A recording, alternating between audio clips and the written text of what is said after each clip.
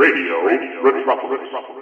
Welcome to the Dragnet Radio Podcast here on Radio Metropolis. Tonight, a nightclub manager has been robbed and killed. The killers made good their escape.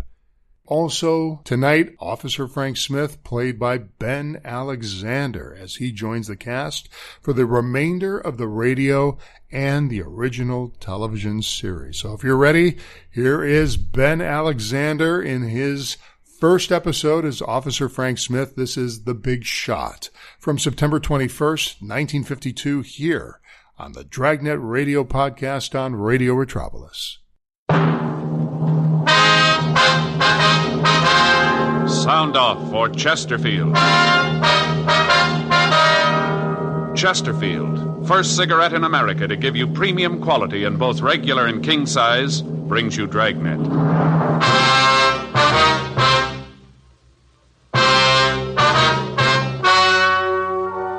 Ladies and gentlemen, the story you are about to hear is true. The names have been changed to protect the innocent.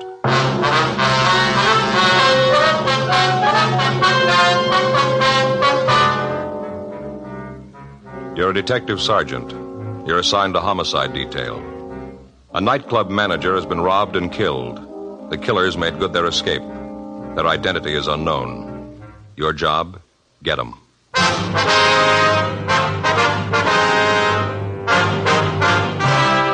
Dragnet, the documented drama of an actual crime. For the next 30 minutes, in cooperation with the Los Angeles Police Department, you will travel step by step on the side of the law through an actual case transcribed from official police files. From beginning to end, from crime to punishment, Dragnet is the story of your police force in action.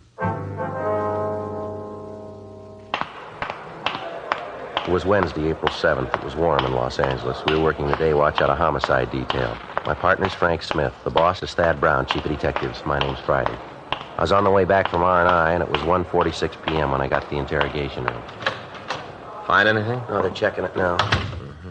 Mr. Seaton? Yes, Sergeant? I wonder if you'd mind going over all that happened just once more. You might have forgotten something, some little thing that might help us here. All right. Where do you want me to start? Where I came in this morning? Yeah, that'll be fine. Well, I came into work about 8:30. Is that the time you usually get there? Yes, sir. It depends what time I catch my bus. Usually it's about then, though. Was Mr. Kelby there then? Yeah, he usually gets in around 8 or so, comes in, looks the place over. You know, checks the register, liquor supply in the bar, stuff like that. And then he goes to his office to count the money for the night before, get the deposit slip ready for the bank. That's what he was doing this morning when they came in. You see him come in? Yeah, I was in the kitchen when those two men came in. First, I thought they were salesmen. Both of them were dressed kind of nice. A lot of salesmen come in to see Kelby that time in the morning. I didn't figure anything was wrong. They say anything to you, these men? Well, no, not at first. They just stood there looking the place over. I went on peeling my potatoes. And then I heard one of them say that he guessed they might as well get it over with, and that's when they pulled the guns and told me it was a stick-up. Go ahead. Well, first, I didn't know quite what to do. I asked them if they was kidding, not to pull jokes like that, and I told them if it was a joke, it wasn't very funny. And then the big one come over and told me to keep my mouth shut, told me it wasn't any joke, and if I made a sound, they'd just soon blow my head off and look at me. Well, you just know I wasn't about to cause any trouble. Did Mr. Kelby know they were in the place? No, not then. You see, he keeps the door to his office closed when he's counting the money, and I thought about yelling to him, but then when I looked at those two guys, I thought about what they'd said about killing me. I decided not to. What'd these men do then? The tall one walked over to the door of Mr. Kelby's office and knocked on the door, and Mr. Kelby said for him to come in. And they opened the door and walked in. He saw the guns, asked them what they wanted. Told them they'd better get out of there with those guns, not to cause any trouble. The little one laughed at him and said they wanted the money and that Kelby was the one who shouldn't cause any trouble. I see. Go ahead. Well, the little one started to pick up the money and stuff it in his pockets, and Mr. Kelby told him they better leave it alone, that he had friends who'd take care of him. And the two of them said something I couldn't hear. The little one told Kelby that his friends wouldn't do him any good. That's when they shot him. Which one actually shot him? Oh, the little one. He's the one who said that thing about the friends. Well, did you try to do anything to help Kelby while all this was going on? Well, what could I do? I told you what those guys said. Kelby wanted to be a hero, save the money, fine. I wasn't his money, it belonged to the owners. Look, I tell you, Sergeant, money isn't worth that much. They nail you into that box, and they don't throw a bank book in. Those guys told me to stay put. I stayed put. What did these two fellas do after they shot Kelby? Well, the big one was real surprised, like he didn't know the little one was going to do it. Yelled at him he was a fool, said he was a stupid fool. Those were his exact words. The little guy finished getting all the money, and then they ran out. Well, I'll tell you, I was scared to death they were going to kill me, too. It looked like it for a minute, too. How do you mean? Well, when they ran through the kitchen of the back door, little one stopped and asked what they was going to do about me. I thought, sure, my number was up. Big one said not to make it any worse, to leave me alone. Then they ran out of the place. And boy, that's when I called the cops and those other guys, out there in the car. And then you came. And the rest you know. Now, you're sure that you've never seen any one of these men before? No, sir, I'm pretty sure I haven't. I wonder if you can give us some kind of a description on these two men. Yeah, the big one was about 6'2", maybe 3. Weighed about 180 to 200. Dark, black curly hair. Anything special about him? The way he talked? Any scars, anything like that? No, nothing. How was he dressed? Can you remember? Yeah, he had on a gray suit. Glen plaid had kind of red in it, The suit looked expensive. He had black shoes, maroon tie. Now, how about the smaller one? What did he look like? Oh, he was a little one, 5, 6, or 7, 130, 35 pounds. He was dark, too, black hair, cut real short. Uh-huh. How about his clothes? Had on a blue suit. Looked like a gabardine. Single-breasted, light blue. Had on a yellow shirt and dark blue tie. Would you know if there were any marks or scars on him? Oh, yeah, he had a little tiny scar right here, on the edge of his mouth. Uh-huh. Made him look like he was smiling all the time. Well, these are very good descriptions, Mr. Seaton. They're going to help us a lot here. Yeah, well, like I said, I wasn't about to be a hero and try to stop these two, but I knew that you'd want to know what they looked like, so I tried to get all the dope I could. We understand. Now, during the holdup, did either of these men use any names? One of them call the other by a name, anything like that? Oh, let me think about that. Yeah, there was something. While they were in the office, while the little guy was picking up the money, the big one said, "Hurry up, Deuce." Yeah, he called him Deuce. That was a smaller one? Uh-huh, that's right, Deuce. Joe? Yeah. I'll ask the stats office to make a run on the descriptions and M.O. for us. Check the oddity and the moniker file in the R&I office and see if they can come up with a deuce or anything on the scar. That'll be fine, Frank. Thanks a lot. Hey, you got cigarettes, Sergeant? Yeah. There you go. Thanks. How about a match? Sure. There you are. Thanks. Yeah, it's a terrible thing, Kelby being shot. I'll probably lose my job. How's that? I'll probably lose my job. The owners will figure, sure, I should have tried to stop those guys. Well, those are the breaks. You said that when these men came in, the door to the manager's office was closed. Is that right? Oh, yes, sir. Mr. Kelby always kept it closed when he counted the money, just like I said. Uh-huh. Well, then it looks like the men knew that Kelby would be checking the money at that time, doesn't it? That they knew the layout of the place when they came in. Yeah, I never thought of that. By gosh, that's what must have happened. They sure seemed to know what was going on. Anybody else that was usually around at that time, would you know? Anybody that might have known that the manager worked the accounts at that particular time? No, there's nobody else around. But I don't think that Mr. Kelby kept it a secret about the money. Was Kelby conscious at all after he was shot? Do you remember that? Not more than a minute. I ran over to him right after the men left. I wanted to see if I could help, Okay. Yeah, he was shot pretty bad. They'd hit him in the stomach. He was all doubled up. Terrible. He looked up at me and said, "I know." And his voice kind of trailed off. That's all. Just, I know. Stats office is making the run, Joe. Got out the local and the APB on the suspects. Nothing that matches the name Deuce and nothing on the scar. Anything from the crime lab yet? No. Checked by the office. While I was there, Murphy called from Georgia Street. Anything? Yeah, not good. What? Kelby died and never regained consciousness. With the death of the victim, any information he might have given us about his killers was gone. The one witness to the murder was shown the mug books but was unable to identify the suspects. Sergeants Gil Encinas and Danny Galindo canvassed the neighborhood and came up with the driver of a bakery truck who thought he'd seen the killers leave the club. He told them that 2 men answering the description given us had walked out of the club and gotten into a late model Mercury sedan. He'd not been able to get the license number of the car, however. He was brought into the office and shown the mug books, but he was unable to point out the killers for us. In checking the neighborhood, Encinas and Galindo had come up with a waitress who had seen 2 men answering the description of the killers loitering around the area. She also described the Mercury sedan, but said that she hadn't paid much attention to it. Because of the smoothness with which the hold-up men had operated, indications led us to believe that they had been tipped off by somebody working for the club. Proceeding with this theory, we checked with the club owner, a Mr. John Watson. We found him in the kitchen of his home. Hope you don't mind if I finish up here, officer. No, not at all, Mr. Watson. Guess it seems a little silly to you for a man to be in the kitchen. Kind of a hobby of mine, cooking. Yes, sir? Making a cheesecake. Got some friends coming over tonight. Figured a cheesecake might taste good later in the evening. Yes, sir. You go right ahead. We just have a few questions we'd like to ask you. About the robbery? Terrible thing. I don't understand why Kelby just didn't give him the money, not give him any reason to shoot. Do you have any idea who might have known that the money would be in the office at the time? Almost everyone that worked in the place, not making mention of the salesman that came in. Would you hand me that rolling pin over there? Yeah. Here you are. Thanks. Crust to a cheesecake's important. That's one of the reasons I make it myself. Can't stand a soggy crust. Are there any of your employees that you think might do a thing like this? Well, that'd be hard to say. I didn't get around the club much. Once in a while, I'd drop by, chat with Kelby. He did the hiring and firing. As long as the place made money, I didn't interfere. Well, the way it looks, it could be very likely that one of the employees did it. The men who pulled the job seem to know just what they were doing. That right? Yes, sir. I wonder if we could look through your employment records. Sure, of course. Anything I can do to help out in this thing. Would you hand me that pan over there? Where? This one? Yeah. Thanks. Get this crust into it, and the cheesecake's about ready. Yeah, sure, you can look at the records. Don't see what that's going to show, but you're welcome to them. What kind of a car do you drive, Mr. Watson? New Lincoln. Just got it a couple of weeks ago. Any of your employees drive a late model Mercury that you might know of? No. Oh, like I said, I don't really have a lot to do with the actual operation of the club. Kelby took care of that. Good manager. Did a fine job. Can you tell us how much money they took, sir? No, near as we can tell, it came to a little over $1,100. Some of that was in checks, that we cashed for our customers. Well, that finishes that. Get this together.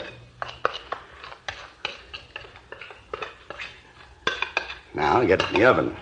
Looks good, doesn't it? Yes, sir. You should taste it. Set it for 350 for 25 minutes, and that does it. Yeah. Now then, can I get you officers anything? Cup of coffee, something like that? No, sir. If you just arrange for us to check your employment records. Certainly. I'll call the club right away. We'd appreciate that. My brother-in-law's down there looking after things now. He's an idiot. Never could get a job on his own. I only hired him because my wife insisted on it. Yeah, he'd probably botch up the whole thing. Usually does. Well, if you'd call him, sir. How's Kelby's condition? Going to be laid up long? Well, Mr. Kelby's dead, sir. We thought you knew. No, I hadn't heard. Oh, I can hardly believe it. Such a ruthless thing, just terrible. Kelby was such a good man.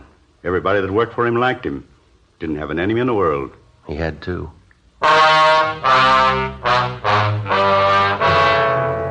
We went back 5 years into the employment records of the club. There were over 200 names. Each of them had to be checked out.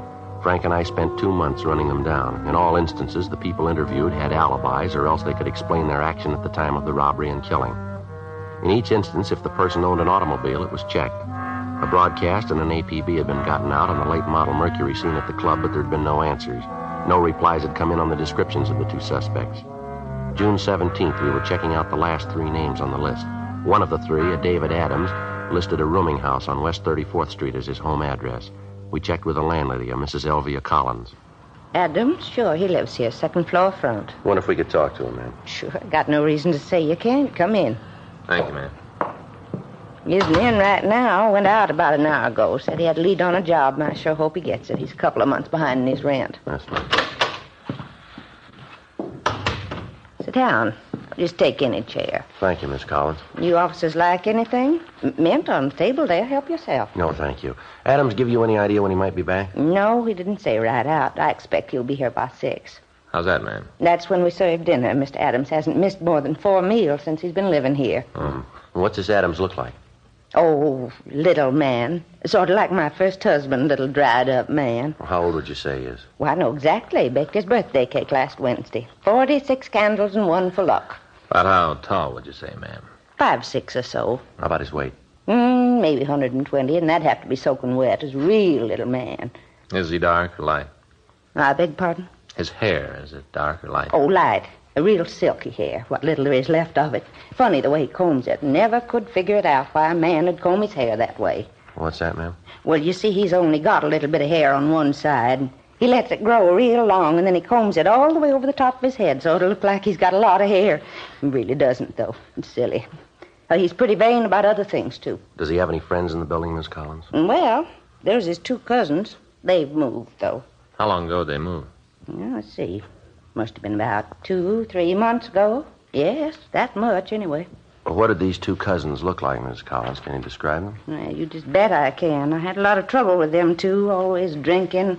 First one, he was a big one. 6 feet anyway. Had dark hair. Weighed maybe 200 pounds. Miss Collins, how about his complexion? Dark. Anything outstanding about him? Well, now, what do you mean outstanding? Well, I mean anything about him that struck you as being different, maybe? Anything that attracted your attention, something like that? No. Well, what about the number 2 man? How old was he? Well, he was a little younger. 35, or maybe 37, around there. How tall would you say he was, Miss Collins? Well, he was a little man. 5'6" or 7. How much do you figure he weighed, would you know? 130 pounds or so. How about his complexion? Dark. Just like the other one. Anything outstanding about him? Scars, tattoos, maybe anything like that? Yes, he had a scar. Right on the corner of his mouth. Made him look like he was smirking all the time. It was a real dirty look. What are these men's names, Miss Collins? Well, now, the big one was called Al Evans. Uh-huh. The little one's name was Bill Evans. They was brothers. Did they have a car? Oh, yes, a late one. It was real pretty. You know what make it was? No. No, I'm sorry, but I can't tell one kind from another. Sure was a nice-looking one, though. A lot of chrome all over it. Do you have any idea where they might be now, where they moved to? No, I haven't. Well, Mr. Adams can probably tell you, though. I see. Oh, that might be him now. I'll see. Oh, we'll go with you, ma'am, all right? Are you expecting any trouble? What's this all about, anyway? Mr. Adams done something wrong? Oh, I do hope not. He's a little man, but he's awfully nice. We'd just like to talk to him. Oh, I sure hope they won't be any trouble. Oh, Mr. Adams. Yes, Miss Collins? These gentlemen would like to talk to you. Oh? Something I can do for you? Are you David Adams? Yes, sir, that's right. We're police officers, Mr. Adams. My name's Friday. This is my partner, Frank Smith. How do you do? Adams. What is it you wanted? Well, it might be better if we talked in your room. All right, but I still don't see what it is you want. Did you get the job? No, Mrs. Collins, but I've got another lead. Don't worry, I'll be able to take care of that matter by the first next week. Oh, it's all right, Mr. Adams. I understand. This is it. It's not much. Just sit down anywhere. Thank you. You want to tell me what this is all about now? What it is that you want with me?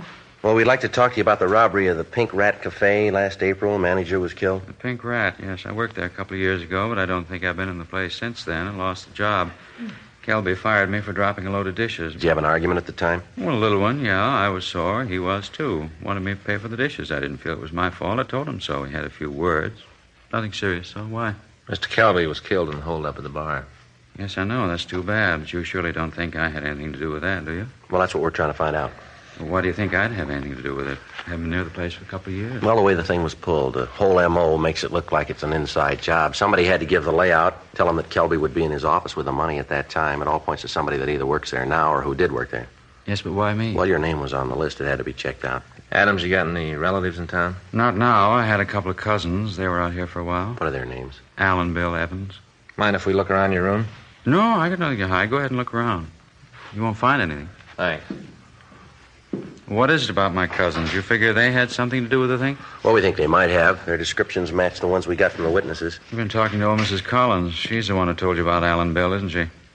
Well, who told us isn't important, Adam? You don't have to admit it. I know. You're a busybody, always getting your nose into somebody else's business. Oh, Harpy. Joe. Yeah. Look at here. What's this gun for, Adams? You never know when somebody's going to try to break into the house. It's protection, that's all. You never had it out of the house, huh? Not since I bought it. It's a 32, though. What are you so interested for? Kelby was killed with a 38. Well, he was, wasn't he? Seems to me I heard it on the radio or read it in one of the papers. No, you didn't. The caliber of the gun that killed him wasn't released. How'd you know? I must have read it in the paper, like I said. No, this won't work, mister. I think maybe we better talk to you downtown, huh? You going to arrest me? Just like to talk to you downtown. Let's go. Well, sure, but I got nothing to hide. Well, you still got to come up with an explanation for knowing about that gun. Description we got matches your cousin's. You know about the gun. You got a lot to explain. I don't want to go to jail. Too bad, Adam. You should have thought about that before you got involved in this. Well, if I tell you, if I help you get the guys that did it, will you give me a break? Well, we can't make any deals. Well, I don't want to go to jail. You can't do anything for me, huh? All we can do is see that the district attorney's office knows that you've helped. But you'll tell him, huh? If I give you a hand? He'll know about it. Okay. I got claustrophobia. Put me in a cell and drive me nuts. I tell you who did the job. More than that. Yeah. I can show you the gun they used.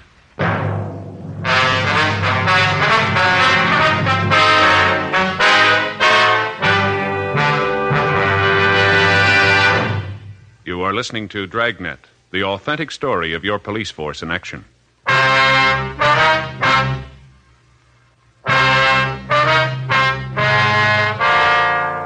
We took David Adams back to the office and checked the gun with pawn shop records. It was clean. We printed him and checked him through R&I. We took him over to Westlake Park, and he showed us the approximate place in the lake where the gun had been thrown. He explained that his two cousins had talked him into helping them with the robbery of the club. He also said that as soon as he found out that there'd been a shooting, he'd washed his hands of the entire affair and told them that he'd have nothing more to do with it. The loot from the robbery had been divided between the two cousins, Adams taking no part of it. It took us 2 hours of searching before we were able to find the gun. It was turned over to Russ Camp in ballistics. He fired test shots from the gun, and comparison with the death bullet showed that it was the murder weapon. Markings on the shell casing found at the scene of the crime were the same as those left on the test casing. Adams told us that Bill Evans owned a late model Mercury sedan and that the two brothers had left for St. Louis in the car. He also was able to give us the license number. We checked with DMV, and they told us that the legal owner was a finance company on Crenshaw. The manager there told us that their payments were up to date. They were able to give us a St. Louis address used as a reference by Bill Evans. We called the St. Louis Police Department, gave them a rundown, and asked them to pick up the Evans brothers for us. The witness to the killing was unable to identify David Adams as one of the hold-up men. He was taken to the main jail and booked on suspicion of 287 PC. Frank and I waited for word from the St. Louis Police Department. They're all the same, aren't they, Joe? What do you mean? Well, put any of them in a tight spot, and they'll spill all they know to save their skins. Well, it seems that way, doesn't it? Adams seems pretty sincere, though. Seems like he does really want to help. Well, we'll know more when we hear from St. Louis. You figure that Adams is telling the truth? I don't know. The story seems to check out about how he laid the thing out for him, showing us where the gun was. Being that far back in his room, Red, would make that part about him not taking any of the money fit. I'll get it. Homicide, Friday. Yeah, I'll take it. Mello. Yeah. Yeah, we've been waiting to hear from you. Did you pick up the Evans brothers? Uh-huh. Yeah, wait a minute. Toss me that pad, will you, Frank? Yeah, here. Thanks. Yeah, all right, go ahead. Uh-huh. What was that again? I didn't... Yeah, I got it. Okay, thanks. Anything we can do for you, give us a call. Yeah, sure, we sure appreciate it. Right, bye. Well, that does it. What do you mean? St. Louis checked the address. They'd been there all right, but they left this morning. Any idea where they went? Yeah, the Evans boys told us. Huh? They left a forwarding address. Motel out on Ventura Boulevard. Frank and I notified Captain Lorman of the new developments. We talked to the manager of the motel, and she told us that she did have a reservation for June 24th under the name Evans. She told us that they'd be in Cottage 12. In view of the fact that the suspects had not been alarmed, we decided not to put out an APB on the car. We felt reasonably sure that having made the reservations, they'd keep them. But in the event the suspects arrived earlier than expected, a surveillance was placed on the motel 24 hours a day. Sergeants Howard Hudson and Bill Cummings took the period from 6 a.m. to 6 p.m. Frank and I covered the other 12 hours. Directly across from the motel was a used car lot. We talked to the manager, and he gave us permission to sit in any one of his cars while keeping the place under surveillance. As we relieved each other, the police car was taken back to the city hall so there would be no indication that the place was staked out. 4 days passed. No sign of the suspects. June 23rd, 4:32 a.m. Joe. Yeah, Mercury sedan. License checks. 2 men. Stopping at the manager's cottage. They're ringing the bell. Yeah, looks like they're signing the register. It must be. There. She's giving him the key. All right, let's let them get to the cottage. We told her we would. All right. And there's the landlady's signal. Let's go. Right.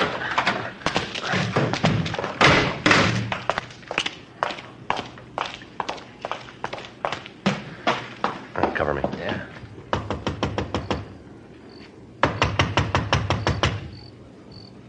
Who is it? This is the manager. Gonna have to move your car. What? You gotta move your car. Put it in the back. What do you want, stand still? Cut, Bill! Hey, Joe, get the other one. Yeah.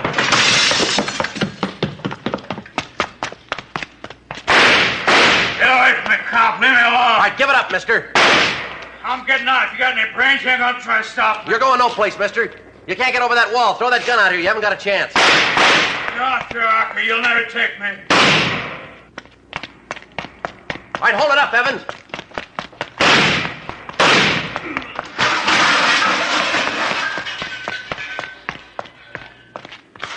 I got no gun. I dropped the AC. I got no gun. Get a doctor for me, huh? Or hurt. Yeah, we'll call one. You didn't have to shoot, did you? Lousy deal. You didn't have to shoot. You didn't give me much choice, mister. I wasn't trying to hit you, just trying to scare you, that's all. I didn't want to hit you. I'm a good shot. I knew what I was doing. Yeah, you proved you're a good shot. What do you mean? When you killed Kelby.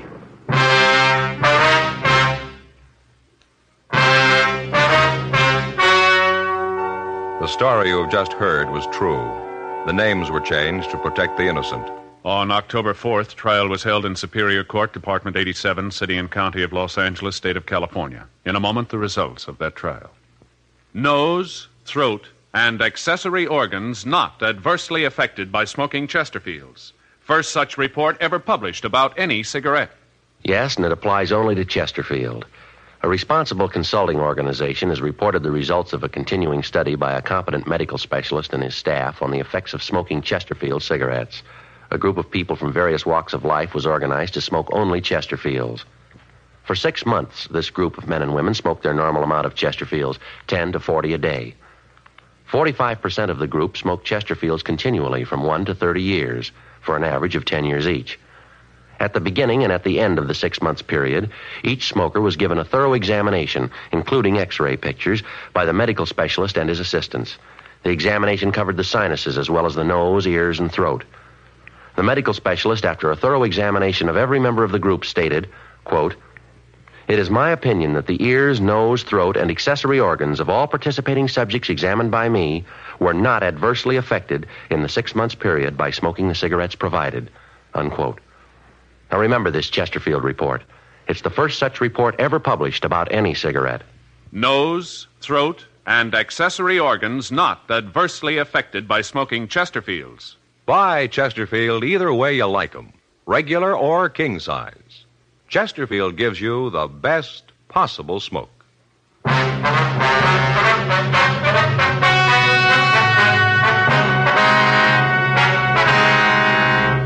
William M. Evans and Alfred T. Evans were tried and convicted of murder in the first degree. They received life sentences in the state penitentiary. Because David R. Adams had turned state's evidence, and since he was not actually involved in the crime, in the interest of justice, the charges against him were dismissed and he was released from custody. This program is dedicated to the 59th Annual Conference of the International Association of Chiefs of Police held in Los Angeles this week.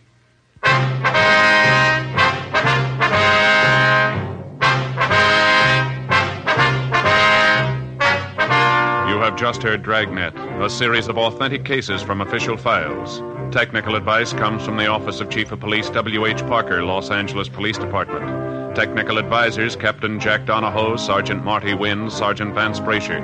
Heard tonight were Ben Alexander, Virginia Gregg, Jack Crucian. Script by John Robinson. Music by Walter Schumann. Hal Gibney speaking. These great programs sound off for Chesterfield. Radio, Dragnet, The Dean Martin and Jerry Lewis Show, and every weekday, Arthur Godfrey time. On television, Dragnet, Gangbusters, Arthur Godfrey and his friends, and The Perry Como Show. Tomorrow, you'll want to sound off for Chesterfields, because either way you like 'em, regular or king size, Chesterfield gives you the best possible smoke. Chesterfield has brought you Dragnet, transcribed from Los Angeles.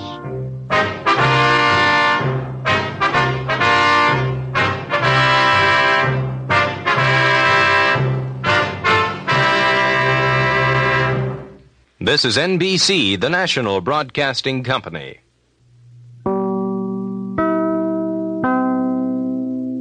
And that was The Big Shot from September 21st, 1952, here on the Dragnet Radio Podcast on Radio Retropolis.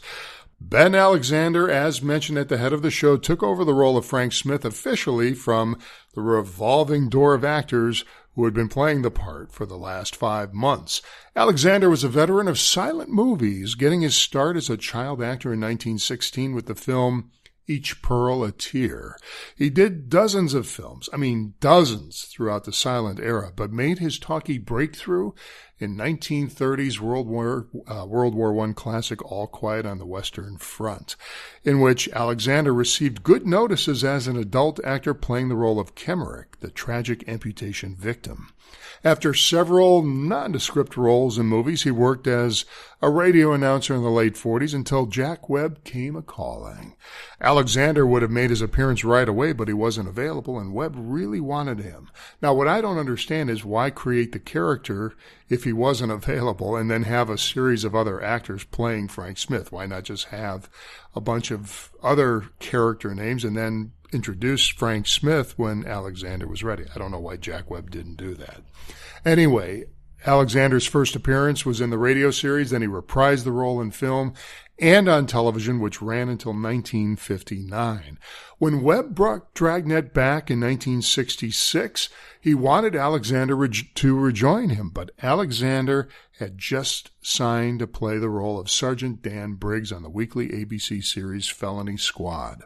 So, instead, Harry Morgan took the Frank Smith role, but this time he played Officer Bill Gannon. Aside from acting, Alexander owned the Ben Alexander Ford car dealership in Highland Park here in Los Angeles, as well as Ben Alexander's Dream House Motel, which sounds delightful and creepy at the same time. Sadly, in 1969, Alexander died of a massive heart attack in his home and was found when his family returned from a camping trip. He once said about his character of Frank Smith, "You know, I feel like Frank Smith. We're both a little fat, take things easy, and enjoy life." Ben Alexander died on July 5th, 1969. He was only 58 years old. I also left in the Chesterfield ad, or PSA, however you want to call it, at the end because I found it fascinating that Webb and Dragnet really had to convince the public that smoking cigarettes, well, check that, smoking Chesterfield cigarettes had no effect on the nose, throat, and lungs after 6 months of regular use.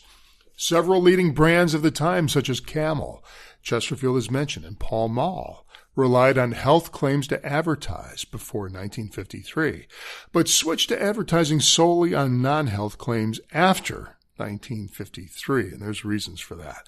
Physicians were the authority on health, of course, and patients trusted in their doctor's education and expertise and followed their advice. And why wouldn't they? During the 1920s, Lucky Strike was the dominant cigarette brand. This brand, made by the American Tobacco Company, was the first to use the image of a physician in all its ads. The New England Journal of Medicine and the Journal of the American Medical Association were home to many tobacco ads throughout the 30s and 40s. When health concerns about cigarettes began to receive public attention in the 1930s, going all the way back then, people were thinking, hey, smoke in the lungs could be kind of bad, huh?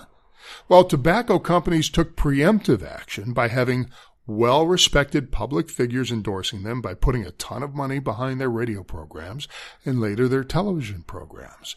In this episode, Liggett and Myers felt they had to have both Jack Webb and a medical endorsement for Chesterfield, claiming it to be a harmless cigarette.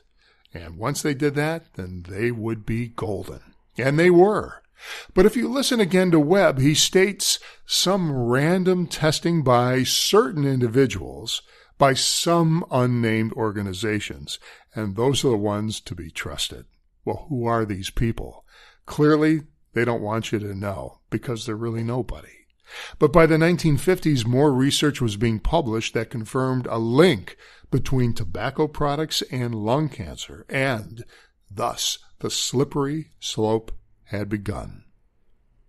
Regular smokers declined from 52% in 1954 to 39% in 1959.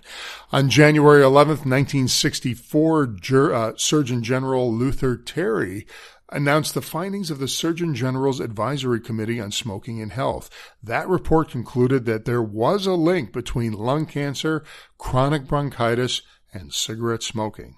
Luther Terry also stated, "It is the judgment of the committee that cigarette smoking contributes substantially to mortality from certain specific diseases and to the overall death rate." By the end of 1965, the tobacco industry was required to put warning labels on its products and advertisements to warn the public of the health risks associated with smoking. To this day, 45 million Americans still smoke. The number is higher in other countries.